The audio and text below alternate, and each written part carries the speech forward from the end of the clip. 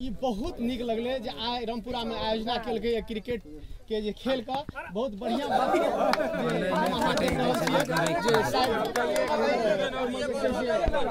युवा सब सपोर्ट कत तक रहत की केना रहते सर जे आइ शुरुआत अहाँ के वार्ड में कल के बहुत खुशी लागल अपने के केहन मतलब एमे समर्थन छै और कत तक अहाँ इस खेल कूद का गाड़ी बढ़ेबै युवा सब के लागि जे छै ना जी वार्ड में मीटिंग छोड़ के जे छै से एठन टाइम देलियै प्रोत्साहन के लागि जे छै से याद गेलै जी और जे देते हेतै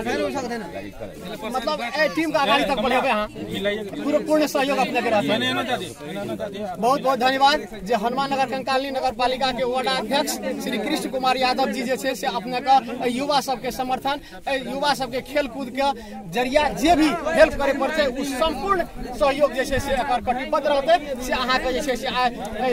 की कहै छै फील्ड में अहाँ के क्रिकेट ग्राउंड में जे छै से अहाँ के प्रतिबद्धता जनेलकै हमर वार्ड अध्यक्ष श्री कृष्ण कुमार यादव जी। बहुत बहुत धन्यवाद सर अपने।